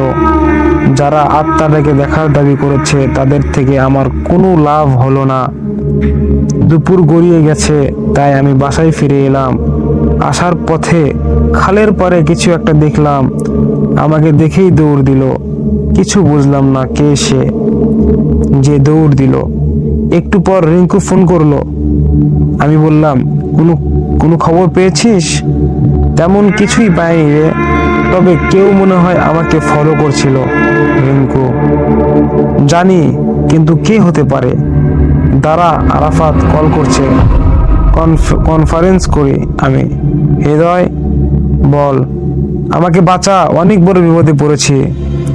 লোকগুলো মানুষ ছিল না, তারা হারিয়ে যাওয়া লোকগুলির আত্মা। তারা এখন এক ভয়ানক আত্মার গোলাম। তাদের পিছু নিয়ে এখানে এসে ফেসে গেছি আমি। পারলে আমাকে বাঁচা। ভয়ে ভয়ে বলল আরাফাত এই কথাটা। আমি বললাম, তুই এখন কোথায়? আরাফাত বলল, বলতে পারবো না আমি এখন কোথায়। তুই তাড়াতাড়ি ওখান থেকে বাইরে আয়, তারপর দেখছি কি করা যায়। ভাই, মাফ করে দিস, এখানে অনেক বড় রহস্য আছে। আমি জানি তুই পারবি। ভালো থাকিস। বিদায় বন্ধু। করুণ কণ্ঠে বলল আরাফাত এই কথাটা। আমি বললাম, কি সব বলছিস? পাগল হয়ে গেছিস? Hello hello hello hello. আমি রিঙ্কু এর সাথে কথা বলার চেষ্টা করলাম, কিন্তু ফোনে আর কথা বলতে পারলাম না, ফোন কেটে গেছে। আমি রিঙ্কুকে তাড়াতাড়ি আমার কাছে বললাম, রিঙ্কু। আর আমি আরাফাতকে খুঁজতে বের হলাম। এর মাঝে দাসী খাবার নিয়ে এসেছিল। সন্ধ্যা হয়ে গেছে, কিন্তু আরাফাতকে কোথাও পাওয়া গেল না। অবশেষে ঘরে ফিরে এলাম। কাঁদিস না রিঙ্কু, কাঁদিস না। আত্মাটা যেই হোক, ওকে আমি মজা বোঝাবো। শুধু মজা না, একে আমি মেরেই ফেলবো। আমার বন্ধুকে মেরে ফেলেছে। বলেই কাঁদতে লাগলো রিঙ্কু। আমার মনে হয় কি আত্মাটা ওদের মারছে না। কি বলতে চাইছিস বুঝলাম না। দেখ, আত্মাটা ওদের মারতো তাহলে ওদের দেহটা পাওয়া যেত। আত্মাটা ওদের মারছে না, শুধু তাদের আত্মাটা বের করে ওদের দিয়ে কাজ করাচ্ছে। এই কথাটা যখন আমি বললাম তখন রিঙ্কু বলল, কি বলতে চাইছিস তুই? কিছুই বুঝলাম না। দেখ, যদি আত্মাটা ওদের মারতো তাহলে ওদের দেহটা পাওয়া যেত। আত্মাটা ওদের মারছে না, শুধু ওদের আত্মাটা বের করে ওদের দিয়ে কাজ করাচ্ছে। যদি তুই কি পাগল হয়ে গেছিস? যদি এদের না মারে তাহলে আত্মা কেমনে বের করবে? রিঙ্কু যখন এই কথা বলল তখন আমি বললাম, তোর কথাও ঠিক, কিন্তু ওদের যদি মেরে ফেলতো? কি হলো, থেমে গেলি কেন? জানালার দিকে কে জানি তাকিয়ে আছে। চুপ, আস্তে কথা বল, বাইরে কেউ আছে। রিঙ্কু বসা রেখে উঠে দাঁড়ালো। আস্তে আস্তে, কে হতে পারে? আত্মাটা নয় তো? আমি দ্রুত গিয়ে জানালার পর্দা সরিয়ে ফেললাম, কিন্তু সেখানে কেউ নেই। আশ্চর্যের বিষয়, কি হচ্ছে এসব? আত্মাটা আমাদের সাথে আসার কথার আগে থেকেই জানতো ও আমাদের সাথে খেলা করছে। এর মাঝে বিদ্যুৎ চলে গেছে, পুরো ঘর অন্ধকার, কিছুই দেখা যাচ্ছে না। বাইরে মেঘ ধরেছে, তার জন্য চাঁদের আলোও নেই। এই মাঝে কেউ বলে উঠলো, সত্যি বলছিস? খেলা খেলা! হা হা হা! এক ভয়ানক কণ্ঠের হাসি। কে কে ওখানে? যাইস না ভাই, আত্মাটা খুব ভয়ঙ্কর। চুপ কর, আমাকে দেখতে দে। কে ওখানে? কথা বলছেন না কেন? কে আপনি? আমি যখন বললাম, আবার সেই ভয়ানক কণ্ঠ। রড কাটতে যেমন আওয়াজ হয় সেই একই রকম আওয়াজ। ওখানে কাকে খুঁজছিস? আমি তো এখানে রে, এক ভয়ঙ্কর কণ্ঠে বলল। পিছনে ঘুরেই আমি আর রিঙ্কু হতভাগ। ফোনের আলোয় যতটুকু দেখা যাচ্ছে তাতে বোঝা যাচ্ছে এইটা রূপম। ভয়ানক চেহারা করে আসছে, চোখ দুটো বড় বড়, কিছু দাঁত মুখ ভেদ করে বেরিয়ে এসেছে। মাথার এক অংশে কিছুই নেই, পোকা মগজটাকে খাচ্ছে। তা দেখে রিঙ্কু প্রায় জ্ঞান হারিয়ে ফেলেছে। কে আপনি? আমাদের কাছে আর গ্রামের লোকের কাছে কি চান? কেন করছেন এইসব? যখন আমি বললাম, কি ভেবেছিস আমি শুধু গ্রামেই গ্রাস করব? না রে, ভুল ভাবছিস। তাহলে কি চাই আপনার? বলুন, কেন এসেছেন? আমি এই পুরো দুনিয়ার দখল চাই। তার জন্য তোর আত্মার দরকার আমার, কিন্তু এখন নয়। তোর সময় আসার দেরি আছে, প্রস্তুত থাকিস। হা হা হা হা হা! রূপম, আমরা কি করছি? কে আপনি? কি হলো, চুপ করে আছেন, কিছু বলছেন না কেন? যখন আমি বললাম, এমন সময় বিদ্যুৎ চলে আসলো। বুঝতে পারলাম আত্মাটা চলে গিয়েছে। পেছন ফিরিয়ে দেখি রিঙ্কু মেঝেতে পড়ে আছে, আর তার গালে আঘাতের চিহ্ন। বুঝতে বাকি রইল না আত্মাটা রিঙ্কুকে আঘাত করেছে। রিঙ্কুকে তুলে খাটে শুইয়ে দিলাম। এমন সময় দরজায় কে যেন টোকা কাটছে। কে? দরজার পাশে কে?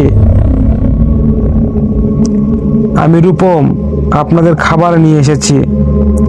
এবার ভয়ের মাত্রা কিছুটা বেড়ে গেল। ভয়ে ভয়ে দরজা খুললাম।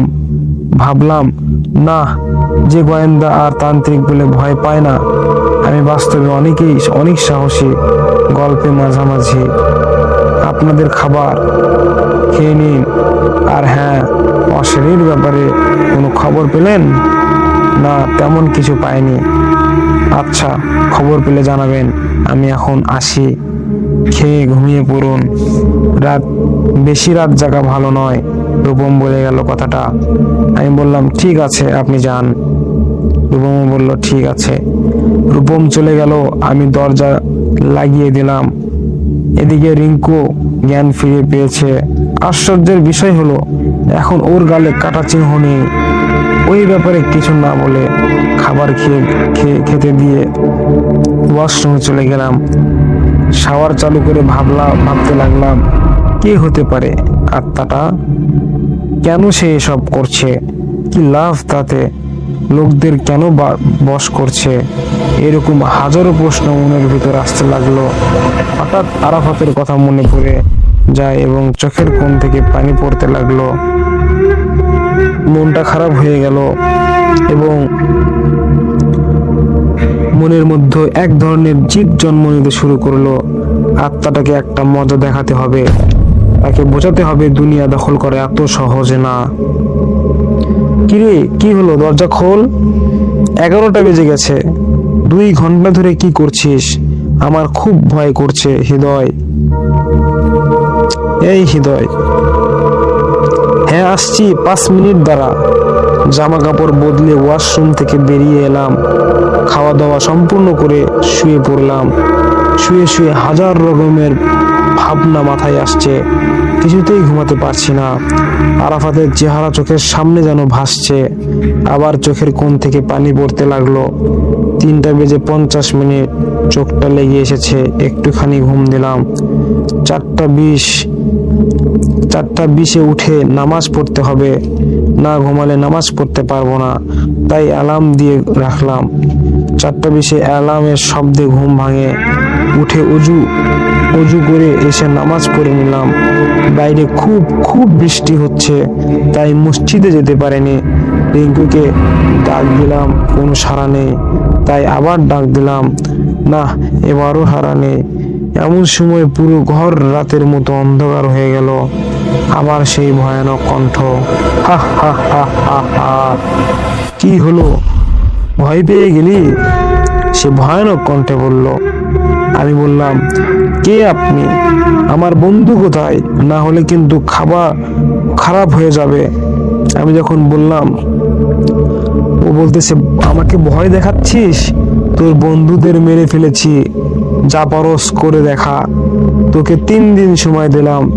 এই 3 দিনের ভিতরে আমি গ্রাম থেকে আরো 5 জনকে নিয়ে যাব, পারলে তাদের বাঁচা। হা হা হা হা হা। এবার কাউকে দেখা যায়নি, শুধু আওয়াজটা শোনা গেল। তারপর পুরো ঘর স্বাভাবিক হয়ে গেল। আলো চলে এসেছে। আমি মেঝেতে হাঁটু পেরে কান্না করতে লাগলাম। একটু পর নিজেকে স্বাভাবিক করে নিলাম আর মনে মনে ভাবতে লাগলাম, এটা শুধু আমার এলাকার একার লড়াই। এই লড়াইয়ে আমাকে জিততেই হবে, হারলে চলবে না। আমি একে বন্দি করব এবং একে মজা দেখাবো। ছাড়বো না, ওকে ছাড়বো না। তাই মনে মনে অনেক জিদ নিয়ে আত্মাটার খবর নিতে বের হলাম। কোথাও তেমন কোনো প্রমাণ পেলাম না। এক জন এক এক কথা বলে। হঠাৎ করে পিছনে ঝোপের আড়ালে কি যেন নড়ে উঠলো। একটু পর দেখি রূপম ওখান থেকে বের হচ্ছে। আমাকে অন্য মনস্ক করতে সে আমাকে উল্টা পাল্টা প্রশ্ন করতে লাগলো। আমি বুঝতে পারলাম আমাদের এই ইচ্ছাকৃতভাবেই আমাকে আনা হয়েছে। আমি রূপমকে আমার কাছ থেকে চলে যেতে বললাম। সে কথা না বাড়িয়ে চলে গেল। তার উপর নজর রাখার জন্য একটু ছোট জাদু করলাম। এবার আর চিন্তা নেই। আমি আবার প্রমাণ খোঁজার কাজে লাগলাম। কারো কাছে কোনো প্রশ্নের সঠিক উত্তর পেলাম না। হতাশ হয়ে ফেরার পথে এক পাগলকে দেখতে পেলাম। মনে হয় সে নিশ্চয় রাতে এখানে ওখানে ঘুরে বেড়ায়। তাই তাকে জিজ্ঞাসা করলাম, চাচা, আপনি আমার কিছু কথার জবাব দিতে পারবেন? হ, পারবো। কি কইবা কও? পাগলটি বলল, চাচা, আপনি হয়তো জানেন এই গ্রামে আমাকে আটকে দিয়ে বলল, ওই আত্মার কথা কইতেছ না? ওরে তো বট গাছের নিচেই দেখি কিছু সৈন্য নিয়ে বৈশা থাকে। হে কয়দিন কি হয়েছে শুনবা? পাগলটি বলল। হ্যাঁ, আমি বললাম, হ্যাঁ বলুন, শুনবো। হনতালি, এই দিন রাতে আমি ওই গ্রাম থাইকা এমনি আসছিলাম। তখন দেখি ওই আত্মা গোরের পিছনে একটা মানুষ আসছিল। তাদের সঙ্গে লোকটা গেল। আমি আবার ওগুলো পিছনে গেলাম। ওরা কি যেন খুঁজতেছিল। একটু পর ওরা লোকটাকে নিয়ে পাগল। কি হলো চাচা বলুন? পাগলটার শরীরে হাত পড়ার সাথে সাথে আমি আটকে উঠি, সে মারা গিয়েছে। তখন মন আবার খারাপ হয়ে গেল। বড় একটা প্রমাণ ছিল, সেও মারা গেল। আজকে গল্প দিতে দেরি হয়, আমি খুবই দুঃখিত। দুপুর গড়িয়ে এলো, তাই বাসায় গেলাম। রুমে গিয়ে একটু চিরকুট, তাতে লেখা, কোনো লাভ হবে না, প্রমাণ পাবি না। আজ একজন যাবে আমার সাথে, আর তুই শুধু শুধু বেচারা পাগলটার জীবনটা নিয়ে নিলি, তাই তোকেও আজ রাতে শাস্তি পেতে হবে। অপেক্ষায় থাকিস। আজকে রাতে একজন কিন্তু যাবে আমার সাথে। আবার বলছি, পারলে বাঁচা তাকে। চিরকুট পরে মাথা খারাপ হয়ে গেল। কাকে নিবে সে? রাগে বসে চিরকুট ছিঁড়ে টুকরা টুকরা করে ফেলে দিলাম। তারপর গোসল করতে গেলাম। 2:12 গোসলখানা থেকে বের হলাম। বের হয়ে দেখি আমার এক টুকরা কাগজ গুলো মাটিতে নেই। খাটের উপর আরেকটা চিরকুট, তাতে লেখা, রাগ দেখিয়ে লাভ নাই, আমাকে আটকাতে পারবি না। 3 দিন সময় আছে তোর কাছে, যা খুশি কর, আমি আমার কাজ সঠিকভাবে করব। আহ আহ আহ আহ আহ। ভাবতে লাগলাম, কে এসেছিল, কি করে এসেছিল, কিছুই বুঝতেছি না। তাই বাইরে গেলাম দরজা লাগিয়েছে কিনা দেখতে। না, দরজা তো ভিতর থেকেই লাগানো। আর কিছু না ভেবে খাবার খেতে বসলাম। খাবার খেতে মন বসছে না। কাল পর্যন্ত 3 বন্ধু একসাথে খাবার খেয়েছি। স্মৃতিগুলো মনে পড়েই চোখ দিয়ে পানি পড়তে লাগলো। এবার একটা কাজ করতে হবে। শার্ট পরে বেরিয়ে পড়লাম। গ্রামে কিছু বাড়িতে দাগ কাটলাম, যেন আত্মা না আসতে পারে। সন্ধ্যার দিকে বাসায় আসলাম। অনেক দূর পর্যন্ত পুড়েছি, তাই শরীর ক্লান্ত। একটু বিশ্রাম নিয়ে ভাবছি একটু বিশ্রাম নিব। তখনই বিদ্যুৎ চলে গেল। মোবাইলের লাইট জ্বালানোর সাথে সাথে সামনে একটা বিভস্ত চেহারা দেখে পেছনের দিকে পড়ে গেলাম। চোখ দুটো নেই, মাথাটা হাতের উপর, 3-4 ইঞ্চি লম্বা নখ, গালে 2টা বিভৎস ভাবে কাটা। আমাকে বলতে লাগলো, ভয় পেয়ে গেলি নাকি? আমি তো ভেবেছিলাম তুই খুব সাহসী, কিন্তু তুই তো খুবই ভীতু। হা হা হা হা। কি ভয়ানক কণ্ঠ! লোহাতে লোহা ঘুষলে যেমন শব্দ হয়, ঠিক যেন তেমন কণ্ঠ। আবার বলতে লাগলো, কি ভাবছিস আমি কিছু করতে পারবো না? তুই মন্ত্র পড়লি আর আমি চলে যাব, ভুল ভেবেছিলি। আর বলেছিলাম তোকে আজ শাস্তি দিব, প্রস্তুত হয়ে যা। বলার সাথে সাথে নিজেকে মেঝেতে পড়া আবিষ্কার করলাম। এদিকে বিদ্যুৎ চলে আসলো। কতক্ষণ পড়েছিলাম জানি না। ঘড়িতে তাকিয়ে দেখি 11:42 বাজে। হঠাৎ দরজায় টোকার শব্দে একটু বিব্রত হলাম। কে হতে পারে এত রাতে? দেখতে গেলাম, দরজা খুলে দেখি ঘড়িতে 11:42 বাজে। হঠাৎ দরজায় খুলে দেখি আমার 2জন বন্ধু দাঁড়িয়ে আছে, মাহবুব আর সুজন। আমি ওদের এখানে আসার কারণ জানতে চাই। ওরা কিছু না বলে ভিতরে চলে আসে। কিরে, তোদের আসার কারণ জানতে পারি? ওরা একটু আশ্চর্য হয়ে, মজা করিস না, অনেক রাত হয়েছে, কিছু থাকলে খাইতে দে। সুজন বলল, মজা আমি কেন করব? তোদের কে আসতে বলছে তাই বল। দেখ, একদমই মজা করবি না। আরে তুই তো ফোন করে আসতে বললি। কি? আমি? ও মাই গড, তোরা চলে যা, তোরা থাকিস না এখানে। তুই কি পাগল হলি নাকি? আসা মাত্র যেতে বলছিস? তোরা বুঝবি না, তোরা যা, তোদের জীবনের ঝুঁকি নিস না, তোরা যা। কি হয়েছে আগে বল। রিঙ্কু আর আরাফাত হয়তো মারা গিয়েছে, একটা আত্মা ওদের নিয়ে গেছে। তোরা চলে যা, আমি চাই না তোদের কিছু হোক। এমন সময় নজর পড়লো মাহবুবের হাতের উপর। কোনো কিছু দিয়ে হযরত হয়তো কেটে গেছে। এই মাহবুব, তোর হাতে কি হয়েছে? হাত কাটলো কিভাবে? ও, এইটা ওই ভাঙা টিলার কাছে যে একটা পুরনো বট গাছ আছে, ওই গাছের ডাল পড়েছিল, তখন কেটে গেছে মাহবুব। তোরা চল আমার সাথে, কোথায়? ভাঙ্গা টিলার কাছে, না হলে মাহবুব মারা যাবে। এমন সময় কে যেন আমাকে ধাক্কা দিয়ে ফেলে দিল। ধাক্কাটা খুব জোরালো ছিল। আমি পায়ে ব্যথা পেলাম। ওদের বললাম, শোন, আমি তোদের সাথে যেতে পারবো না। আমি তোদের তাবিজ দিচ্ছি আর তোদের শরীর বন্ধ করে দিচ্ছি। আত্মাটা তোদের কিছুই করতে পারবে না। শুধু ওখানে কি হয় তা খবর নিয়ে আসবি। তোদের এটা করতেই হবে। এমন সময় রূপম ঘরে প্রবেশ করে। তাকে দেখে আমি চমকে যাই। তাকে খুব ক্লান্ত মনে হচ্ছে। হৃদয়, তাই তাড়াতাড়ি চলুন। আপনারা দুই বন্ধু ওখানে কি যেন করছে, মনে হয় কাউকে মারছে। তাড়াতাড়ি চলুন। রূপমকে একটু হালকা মনে হচ্ছিল। আমি যেতে পারবো না, ওনারা দুইজন তোমার সাথে যাবেন।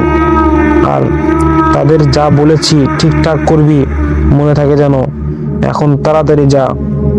ওরা চলে যায়। এদিকে আমি মন্ত্র পড়তে থাকি যাতে ওদের উপর নজর রাখতে পারি। প্রায় 1 ঘন্টা পর ওরা 3 জন ফিরে এলো। কি হলো, কোনো খবর পেলি? রিঙ্কু আর আরাফাত তো ওখানেই ছিল। আমার কথা শোনার পর রূপম কেঁদে দিল। এমন ভাবে কাঁদছে যেন ওর বাবা মা মারা গেছে। ওর কান্না দেখে সুজন আর মাহবুবও কান্না করতে লাগলো। আরে কাঁদছিস কেন? কি হয়েছে বল আমাকে।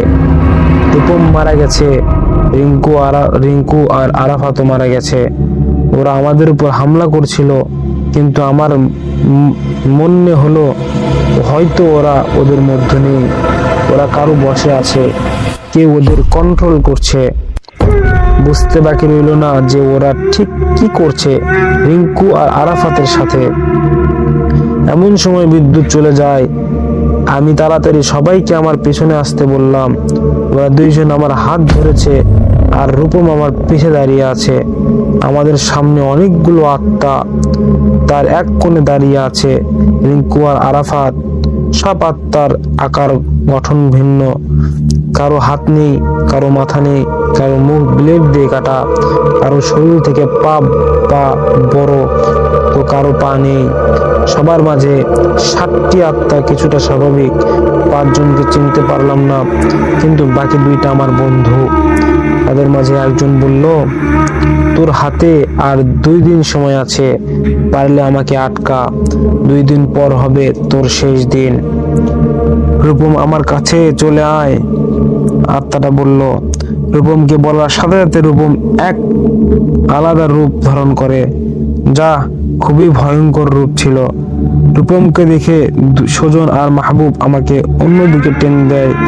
আমি এমনিতেই ঠিকভাবে দাঁড়াতে পারছি না, তার উপর আবার এক আঘাত। রূপম আমাদের দিকে চোখ বড় বড় করে তাকায়। সুজন আর মাহবুব ভয় পায়। আমি কোন রকমে উঠে দাঁড়ালাম। তারপর বলতে লাগলাম, তোর বিনাশ একমাত্র আমার হাতে। তোকে আমি একবারে মুছে ফেলবো এই দুনিয়া থেকে। রেগে গিয়ে বললাম, আমি যেই মন্ত্র পড়তে যাব অমনি বিদ্যুৎ চলে আসে। আত্মারা চলে গিয়েছে। ঘড়িতে তখন 2:05 বাজে। সারা রাত 3 জনের একজনেরও চোখে ঘুম নেই। ওরা দুজনে রেগে গিয়ে আমাকে বলতে লাগলো, তুই আমাদের এভাবে ফাঁসাবি জানতাম না। কেন তুই আমাদের ফোন করে আসতে বললি? মাহবুব বলে, এসব আত্মার খেলা, আমি তোদের আসতে বলিনি। এসব ওই আত্মা করেছে। ওই আত্মা তোদের আসতে বলেছে। 2 দিন রূপমের বেশ ধরে এসেছিল। আজও রূপম সেজে এসেছিল। আমাকে এখানে রূপমের বেশেই গিয়ে ডেকে এনেছে। এসব আত্মার খেলা। আমাদেরও ও মারতে চায়, পরে দুনিয়ার রাজ করতে চায়।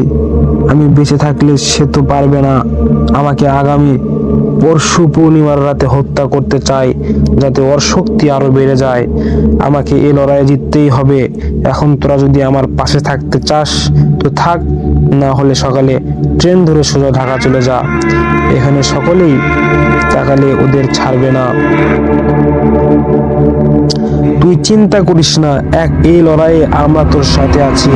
কি করতে হবে তাই বল। হ্যাঁ দোস্ত, পৃথিবীকে বাঁচাতে আমরা তোর সাথে আছি। কি করতে হবে বল। মাহবুব বলল, এটা আমি তো হাঁটতে পারবো না। কাল সকালে আমার গ্রামে যাবি। আমার রিক্সা নিয়ে আমার গ্রামে গিয়ে রিয়াজ চাচাকে বলবি হৃদয় পাঠিয়েছে, আর বলবি 363 সে তোদের একটা ব্যাগ দিবে, তা খুলে দেখবি না, দুপুরের আগেই আমার কাছে নিয়ে আসবি, কোনো ভুল যেন না হয়। ফজরের আজান দিচ্ছে চারিদিক, আমরা 3 জন অজু দিয়ে নামাজ পড়লাম, ভোরেই ওদের 2 জনকে পাঠিয়ে দিলাম। চাচা বলেছিল রিঙ্কু আর আরাফাতকে নিয়ে যেন দুই গ্রামে ফিরিস, আর বলেছিল যে যেন তুই খেলাটা জিতে তবেই গ্রামে যাস। চাচা তাকে এই সব কথা বলেছিল তার বন্ধুদের মাঝে। চাচা যখন বলেছে তাহলে আমাকে তো জিততেই হবে, তোরা এখানেই থাক, মাহবুব এখানে থাকবে, আমি তোর সাথে যাব, তুই বললেও যাব না, বললেও যাব। সুজন বলল। সুজনের জিদের কাছে হার মানলাম, আমরা 2 জন যাব। এর মধ্যে 5টা বেজে গেছে। সুজন আমার সাথে যাবে, তাই ওকে আগে সুরক্ষিত রাখতে হবে। শোন সুজন, তুই কখনো আত্মাদের চোখের দিকে তাকাবি না, তাকালে তুই ওদের বসে চলে যাবি, আর ভুলেও জ্ঞান হারাবি না, জ্ঞান হারালে তুই কিন্তু মারা যাবি। তাই আবার বলছি, তুই আমার সাথে যাস না, যা হয় হোক, তবু আমি তোদের সাথে যাব। তোর শরীর ভালো না, আমি তোর সাথে যাবই। সুজন বলল এই কথা। ঠিক আছে, তবে চল। অল দ্য বেস্ট মাহবুব। তারপর চলে আসলাম সেই টিলার কাছে যেখানে মাহবুবের হাত কেটেছিল। একটা কথা জানার ছিল। কি কথা? বাস্তবতার ভিতরে কি এমন আছে যার জন্য আত্মাটা ভয় করবে? এর ভিতরে কিছু তান্ত্রিক বিদ্যার দ্রব্য আছে, আর কিছু শক্তিধর আত্মা আছে, যাদের কাল চাচা মুক্তি দিত, আমি তাদের আজ মুক্তি দিব, তাদের দিয়ে আমার কাজ করাবো। মাথা উঠিয়ে, কিরে এমন কেন করছিস? কারণ ও এখানে আমার কবলে, ভয়ঙ্কর এক কণ্ঠে বলল। এমন কথায় আমি আশ্চর্য হয়ে গেলাম। তখনই চারিদিকে দেখি অনেকগুলো আত্মা। আমি মন্ত্র পড়া শুরু করলাম। তারপর বন্দির আত্মাদের মুক্ত দেওয়ার পালা। এমন সময় কে যেন আমাকে ধাক্কা দিয়ে ফেলে দিল। আমি উঠে দেখি রিঙ্কু। আমি দৌড়ে গিয়ে ওর চোখ বেঁধে দিলাম। রিঙ্কু পড়ে গেল মাটিতে, কারণ যতক্ষণ চোখ খোলা থাকবে ততক্ষণ সে আত্মার বসে থাকবে। আমি আবার মন্ত্র পড়া শুরু করলাম। এবার আরাফাত আমাকে মারতে শুরু করলো, সাথে সুজনও। আমি অনেক কষ্টে উঠে দাঁড়ালাম। বন্দি আত্মাগুলোর মুক্তি দেওয়ার জন্য আমার অপেক্ষা করছে। আমি দৌড়ে গিয়ে বাস্তবটা ছিটকে ফেলে দিলাম, আর আত্মাগুলো মুক্তি পেল। আত্মাগুলো লড়ছে। খারাপ আত্মাগুলো মুক্তি পেল, আর আত্মাগুলো লড়ছে। খারাপ আত্মাদের কাছে আমার পাঠানো আত্মাগুলো হেরে গেল, আর কিছু আত্মা ভয়ে পালিয়ে গেল। এবার কি করবি? কই যাবি তুই? হা হা হা হা হা। তোকে না শেষ করে কোথাও যাব না আমি। তোর তো খুব সাহস বেড়েছে, তোকে তো এবার মরতেই হবে, কিন্তু আজ না, কাল। বলেই একটা অট্ট হাসি দিতে লাগলো সেই ভূতটি। আমি এই সুজন আর আরাফাতের চোখ বেঁধে দিলাম, সাথে সুজনেরও বেঁধে দিলাম। আমি একটা মন্ত্র পড়ে ফু দিলাম একটা লাঠিতে, তারপর আবার